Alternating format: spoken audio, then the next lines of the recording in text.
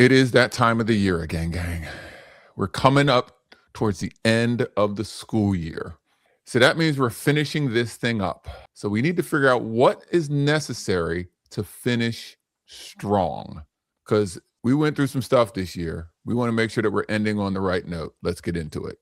Welcome to the School Culture and Climate Show. Hosted by Steve, a passionate advocate for positive school culture and climate, together with Megan.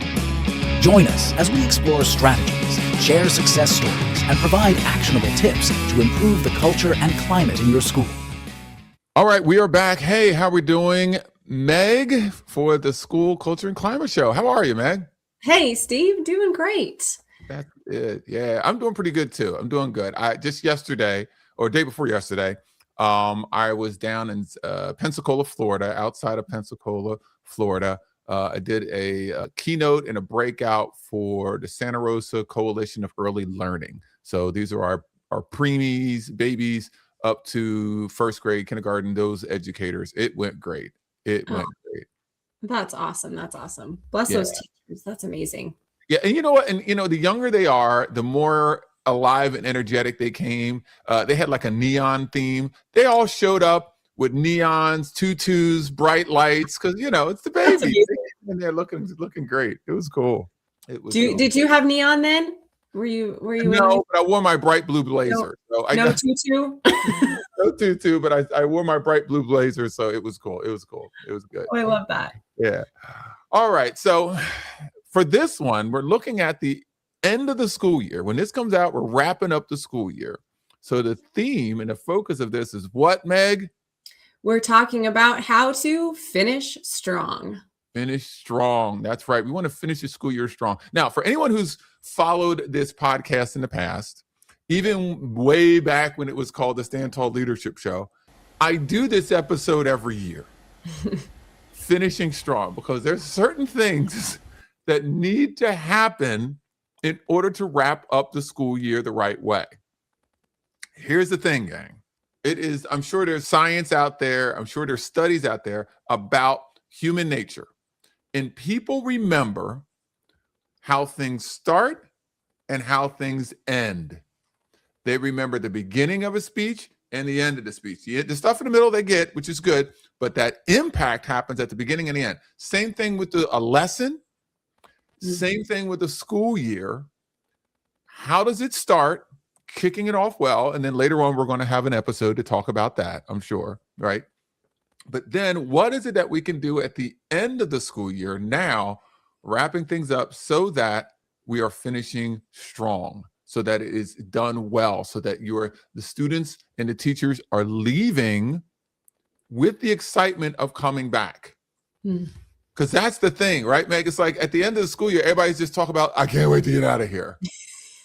Yeah, they start packing things up quickly. They're just everybody's kind of burnt out, right? Everybody's like getting a little bit tired of each other. We're trying to cover everything at the end, and then we just kind of want to be done.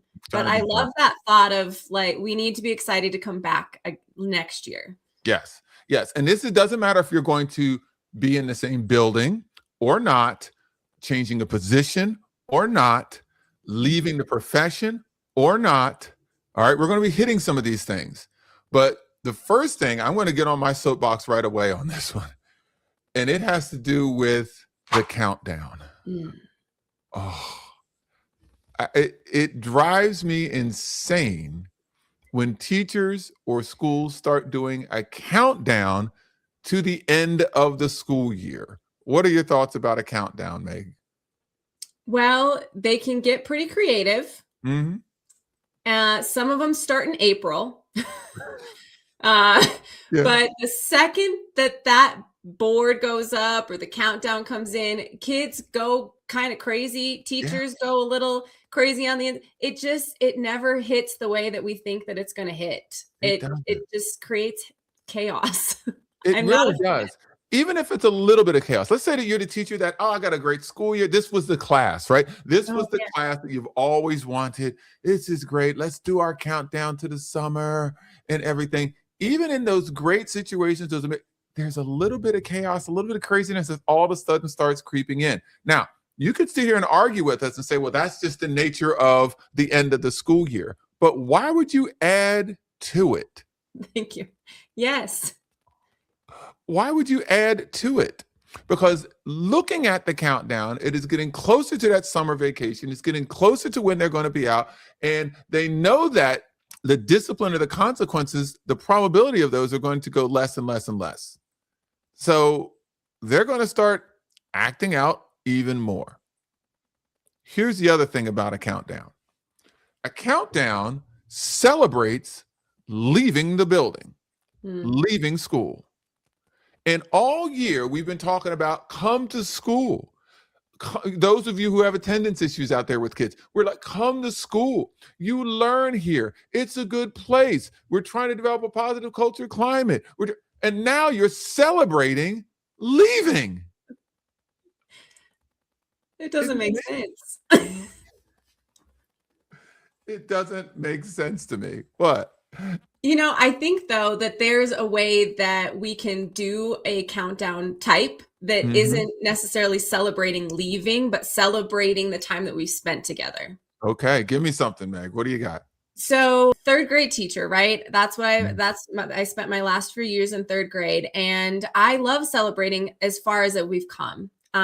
My favorite time of the year is third quarter and fourth quarter. I know it's not the favorite of all, but that's when we're really showing our stuff. And so a spin-off of this countdown is we do theme days almost, but we're not talking like crazy extravagant type theme days. And I'm all about the content and how we're going to still teach the things that we need to teach. So the last week of school or so, when we always have like a classroom assemblies that we have to go to, and we have to, we have the park celebration, whatever. So kind of putting in there different themes of the day. So maybe the theme is like a sports day, right? And so everything's kind of revolved around the idea of sports. Maybe it's a lot of movement pieces when we're teaching, or maybe the math is around that, but it's something that kind of we're excited about it, of like what the theme's going to be, but we're not counting down how many days that we have left with each other. Yeah, that's actually perfect. I love that. So what ends up happening is yes, how many days are going to be left. Each day now has a certain theme. It builds the excitement to come to school. You're still anchoring people to the knowledge, and they're doing it a little bit differently, right? So, yeah. And I know, how many teachers have you heard the administration come to you and say, teach until the last day, right? Keep it going forward. And the teachers all look at each other like, you don't know what I'm dealing with. He just doesn't know what he's talking about, or she don't know what she's talking about. This is how you can do that. All right. This is a way that you can do that. And it doesn't become coverage, right? Towards the end of the year, as teachers, we get very stressed out about getting it all in and making sure that we cover everything. And then it just is mediocre teaching. Whereas when you create experiences around a theme day, you're not just covering, but you're still teaching that. You're still getting in the information, and it doesn't feel like this stressful situation where kids are kind of acting up, right? We've had all this structure, and now the structure isn't really there because we're going on this field trip and this thing's happening. But when you hold to that and you're able to still teach your kids, I don't feel guilty because I know I'm doing what I need to do for those kids, and we're celebrating our learning together. So it just kind of all comes together. Perfect. I love that. Now let's take it to the administrative side. All right, let's go over here to and also, this isn't just an elementary thing, gang. Same thing can happen in middle. Same thing can happen in high school. Now, let's go to the administrative side. The administrative side, I know there are some schools and buildings where they do a countdown on the morning announcements every day. Like, you just setting up the whole building come on, y'all. And even at the high school level, where I know, especially your seniors, they're getting ready for graduation. I get that. I know. But instead, taking the same concept and having a theme each day leading up to the last day of school. Or a theme week. Maybe each week, the last 4 weeks of school, you have a theme building wide. Talk to your student government. Talk to your student activities. Talk with some creative people. You don't have to go all out. It doesn't have to be blow ups in the field and fun, all that crazy. You don't. But if you take some positive words, take some concepts, push it out to everybody, have some talking, some fun things, push it to them and say, what can you do with this concept or this idea to make it interesting so that the last few days are still anchored in learning, still anchored in something positive? It'll help the building overall instead of having a countdown to when you're going to get out of there, because you're celebrating no school. You're celebrating not having school more than you celebrate having school. I don't get that. And there's the last little bit I'm going to throw out there.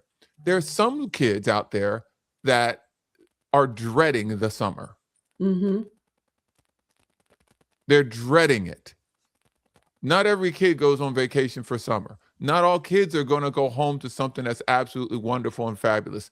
The safe place is school. And you're sitting there celebrating getting out of here. I don't know about that. I don't know about that. Switch it up, y'all. Switch it up. Switch it up. Oh, what else do we got? What else is some things that we got to finish strong with? Listen, finishing strong. When we're talking about the end of the year and whether you're staying in your classroom or you're leaving your classroom or you're switching grades or you're leaving the building or whatever it might be, my number one thing is to finish strong with your students till the literal last day of school when they're not walking back into your classroom. I really am not a big fan of teachers that pack up too soon. They start putting things away. They start organizing this, that, there's some downtime when they're working an assignment and they're messing in their cupboards and trying to get things finished up. And it just sets a very negative tone in your classroom that you're just excited to be done or they're not valued in your room. I don't know what it is, but you got to go to the very end. Mm-hmm. Yeah. And I get it. You got a lot of stuff. All right. The yearly form comes out to all the staff of how to pack up your room for the summer. You look at the yearly packet and you're like, okay, nothing new. I know what I need to do. I got to cover my shelves. I got to take things down. I have to put things certain places so they can come in and wax the floors in the summer, right? I get it. You have a lot to do. But what message is being sent to the students when they see that you're packing up right in front of them? Oh, they'll be fine. Will they? Will they? They're used to it. Are they? Really, are they?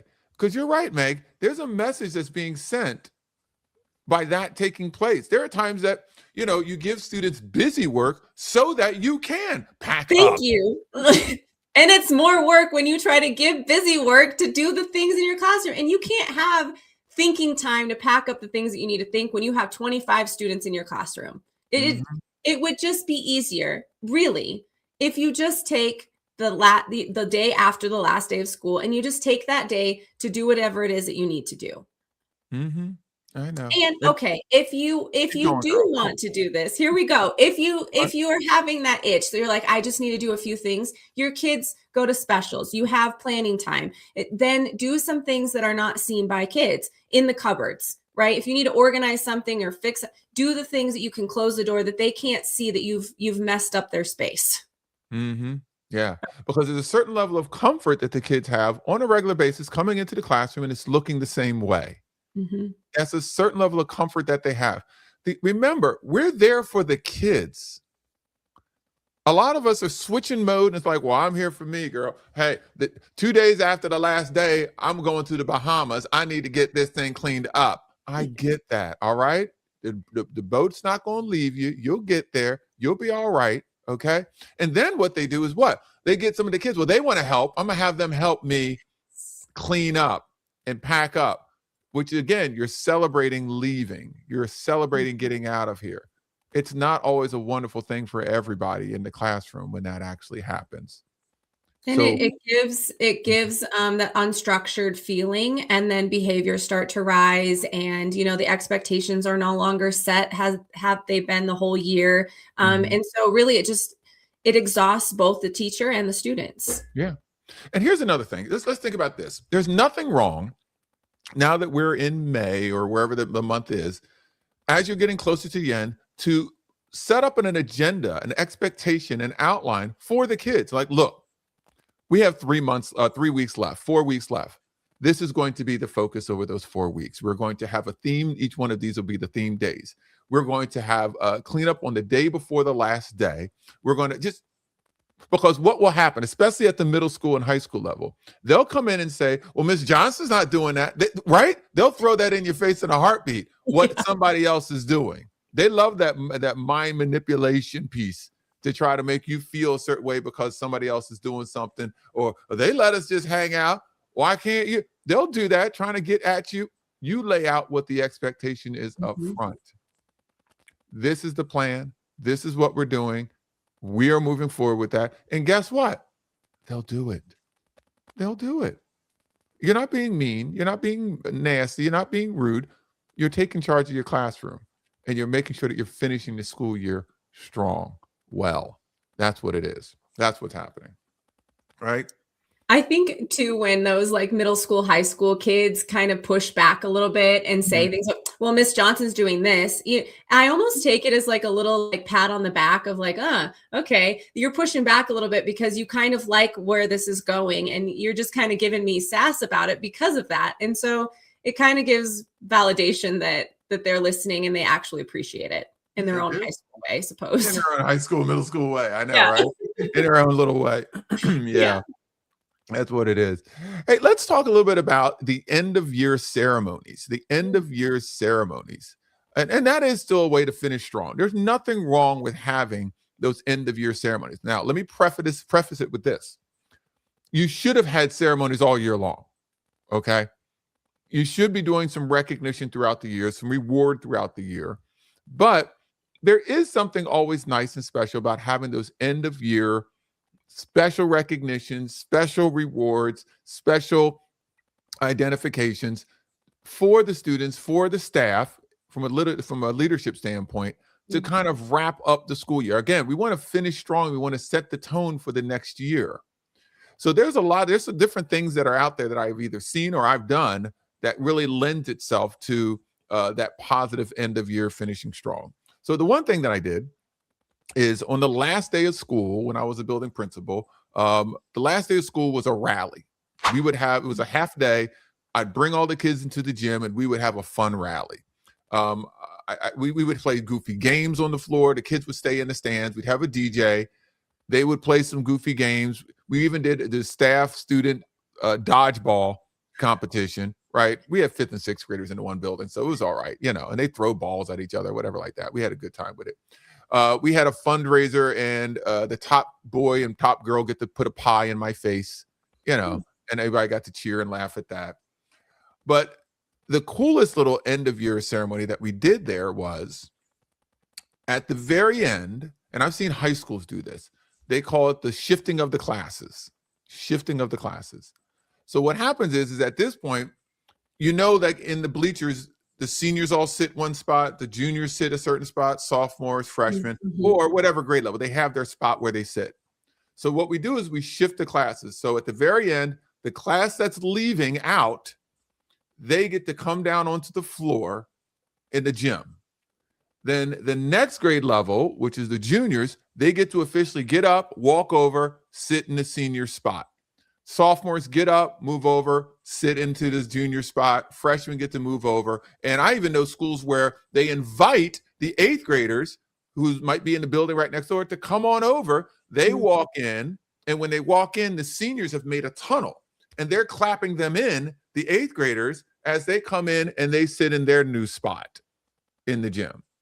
And then the seniors are all in the floor, and then everybody claps them as they head out. So it's a nice little ceremony to shift people over to the next grade level. What do you think of that? I think that's genius because it's a big deal to sit in the next spot, right? Like that's something. And so to have that, and it's kind of like that goes back to the countdown of I'm excited to come back next year and I get to sit here. Yes, that's what it is. That's what it is. And that's where you can shifting of the classes. We also did something since my building that I was a principal, we only had 2 grades. We had 5th and 6th grade. That's it. So what we did is I had the outgoing president and vice president and secretary of the student government and the incoming president, secretary of student government. They're at either end of the gymnasium. and they have tiki torches with fake fire at the top of them. And so what I do is I have them walk around the full length of the gym to the other side, around the edges, and I'm playing some slow music, Chariots of Fire, something crazy. And then once they get there, then they slowly walk towards each other in the middle. And then the old president, vice president, and secretary passes the torch to the new ones. And I say to the students, when that happens, you're officially a 7th grader, you're officially a 6th grader. And so as soon as they pass that torch, I say, congratulations. I'm on the stand, congratulations, you made it. And everybody starts screaming, yelling. The music switches up to Walking on Sunshine. And then this is what the students don't know. All the teachers have silly string that they don't know of. The music changes. Everybody's screaming. The teachers turn around and silly string all the kids in the stands. And they're like, ah! I mean, it is chaos. But it's just a ceremony. Mm-hmm. How excited are they to come back? Yeah. They want to be a part of, be a part of the switch, the part of the end, right? They're like, oh, I'm going to come back next year because I get to do this. Yes. Yes. There you go.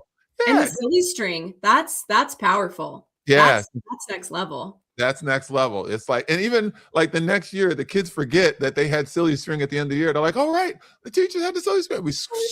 We did it every year. The kids had a blast. The teachers had a blast. But that's just, again, think of some ceremonies to finish up the year because you want students and staff excited about coming back. We would announce the theme for the next year. Like every year we'd have a new theme. Mm-hmm. So I would announce the theme for the next school year then. So now, again, they're excited about coming back. That's what I want. I want everybody excited about coming back. The climate and culture is going to start being set before you even get here. Yeah. Before you even get here and making those things happen. So that's what it's all about, is doing those fun things. That's great. Hey, gang, this is a quick one. I just wanted to make sure that everybody understood the importance of the end of the school year. Start thinking now about how you can set this up, get rid of the countdown, what things can be done to make people excited about coming back, wrapping up the school year well, all right? And not celebrating running away. We want to make sure that the mindset of schools is positive, is good for everyone as much as possible. Even if you're leaving the school or leaving the district, your job is to make sure that there's as much positivity happening, wrapping it up. Oh, let me say one last thing. The very last thing that we did is when the buses all left on the very last day of school, all staff came outside and waved the kids away. Oh, yes. Everybody. I said, everybody come outside. And then one year, I got all the teachers red noses, like clowns. And I says, okay, put them on. They all put on red noses and they waved. And the kids are like, but what in the world? They're waving and looking like, what in the world? And we were just laughing. But again, that's that fun little things to do. Fun little things to do to help them. All right. There we go. There we go. We wrap that up for the end of the school year, making sure that you are finishing strong. Hey, as a reminder for everybody about Within Our Ranks. Within Our Ranks, right, Meg? Yes. So within our ranks, if you are an educator who is excited or thinking about speaking, training, or consulting in the education world, we have a program called Within Our Ranks. It's training for that, bettering your PD when talking to your staff, or maybe you have something that you're passionate about that you want to share with other educators. You're just not sure how to get started. So if you want to know more, you can go to withinourranks.com and we can schedule a discovery call with me and we can chat about it. Yeah, chat about it. This is, we're getting more and more and more educators who are coming, learning about this and taking it to the next level. We're not telling you to leave education, right? Mm-hmm. If you want to stay in the classroom, stay in the building, you could do that. If you want to step out and go for it, do that. Some of you might be close to retirement. You're like, I need to get my next step. Some of you just have 10 to 12 years in and you're like, I need something different. This is a way that can happen. So please check out Within Our Ranks. And if nothing else, come to the community events. Last Thursday of every month, free event. Come check out the community event and just connect with other educators who want to learn about speaking, training, consulting, and K-12 education. Yeah. All right.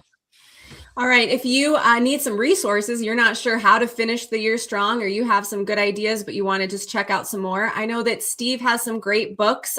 His Ideas book would be great for that. I know that there's a few things in there. And then also on the other side, Integrated has a end of the year finish strong themes. So if you need something like that, make sure you reach out. There you go. Reach out. And also in the chat, please give us some insights of your end of school year. What is it that you're doing? How do you think of things differently? What do you think about the episode? All right. Hey, thanks everybody so much. We appreciate you. Thanks for checking out the School Culture and Climate Show. Take care. Hi, my name's Steve Bowler, also known as Stand Tall Steve. I'm a former teacher, principal, and superintendent of schools. And one of the things that I was most proud of and had the most success with was classroom management, culture, climate, leadership development, and idea development. And how the culture and climate within a school, within a classroom, can make everything happen or not make everything happen. We've understood that culture and climate is more than a program. It's a philosophy, it's an understanding. So during our time, during this series, we're going to dive into culture, climate, leadership development, and idea development. What ideas are out there that you can implement easily and quickly to maximize your culture and climate and get the results that you want?